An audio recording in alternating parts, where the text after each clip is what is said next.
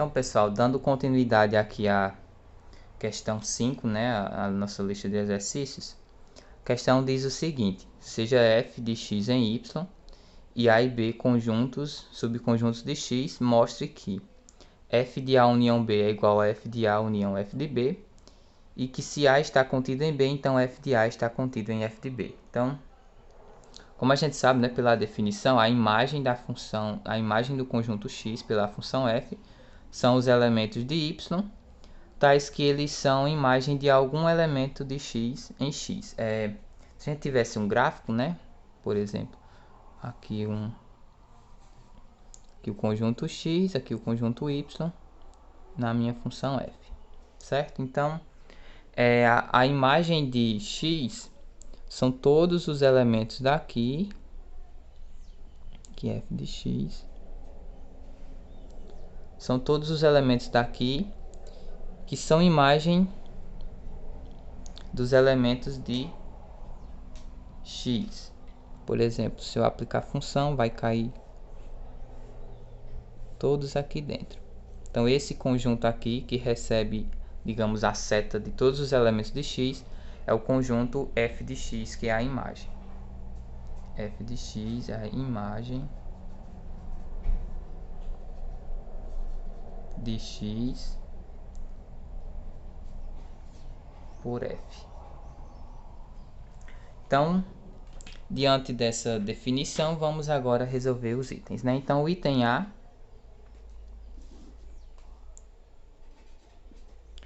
provar que vale essa igualdade aqui. Então, como a gente viu, f de A união B é um conjunto e f de A união f de B é outro conjunto. Então, aqui a imagem inversa, aliás, a imagem do conjunto, ele é um outro conjunto. Então, aqui temos a igualdade de dois conjuntos. Para provar que eles são iguais, eu tenho que mostrar que um está contido no outro. Então, a ida, digamos assim, né? Tenho que mostrar que f de A união B está contido em f de A união f de B. Então, vou pegar um elemento aqui e mostrar que ele está contido aqui. Então, como a gente sabe, né, a imagem da função, ela é um conjunto de y. Então, seja y um elemento de f de A união B. Então, isso significa que existe um x pertencente ao conjunto A união B, tal que y é igual a f de x. Certo? Então, vai existir um elemento aqui dentro da união desses conjuntos, tais que a função aplicada nesse elemento vai gerar o y. Então, agora eu sei que x pertence à união, né? Então, se x pertence à união, é porque x pertence a A ou x pertence a B. Acontece uma dessas coisas, já que ele pertence à união. Se o x pertence a A, então f de x, que é igual a y, né, vai pertencer a f de A. Se o x pertence a B, então f de x, que é o y, vai pertencer a f de B. Portanto, em qualquer um dos casos, eu vou ter que o y ele vai pertencer à união de f de A ou de f de B. Então, se o x pertence a A, o y pertence a f de A. Se o x pertence a B, o y pertence a f de B. Então, isso significa que o y ele vai pertencer a f de A união f de B. Portanto, mostramos que o conjunto f de A união B está contido em f de A união f de B. Agora vamos fazer a volta, né?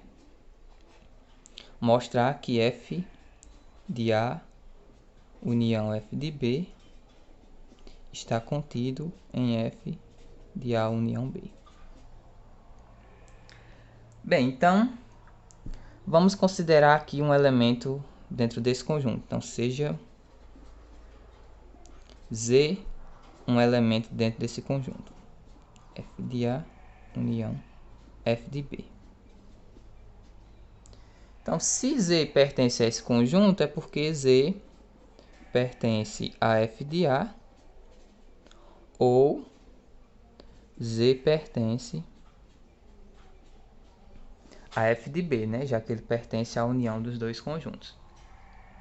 O que acontece se Z pertencer a f de A? Então, isso significa que vai existir um elemento em A, tal que f desse elemento é igual a Z. E da mesma forma, se Z pertence a f de B, é porque vai existir um elemento em B, tal que f desse elemento, seja f de y, é igual a Z. Então, se o Z pertence a f de A, é porque vai existir um elemento em A que, quando eu aplico a função nesse elemento, gera o Z. Se o Z pertence a f de B, então é porque existe um elemento em B que, quando eu aplico a função, vai gerar o Z. Então, em qualquer uma dessas situações, em qualquer caso, eu sei que existe um elemento que eu vou chamar de W, que pertence à união de A e B, certo? Tal que a função aplicada em W vai me gerar o Z.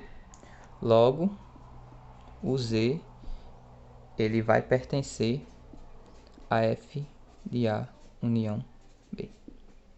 Certo? Então, assim mostramos que o f de A união B está contido, o f de A união f de B está contido em f de A união B. E agora vamos fazer o item B, que diz o seguinte: se A está contido em B, então f de A está contido em f de B. Então vamos lá, né? Seja y pertencente a f de A. Então, se y pertence a f de A, é porque vai existir um x em A, tal que f de x é igual a y. Certo? Mas pela condição que é dada, o A está contido em B. Bem, mas se o A está contido em B, isso significa o quê? Que esse mesmo x que pertence a A também pertence a B. Ou seja, x pertence a B. Portanto, f de x, que é igual a y, vai pertencer a f de B. Então, eu peguei um elemento que pertence a f de A e mostrei que ele pertence a f de B. Portanto, f de A está contido em f de B, como queríamos provar.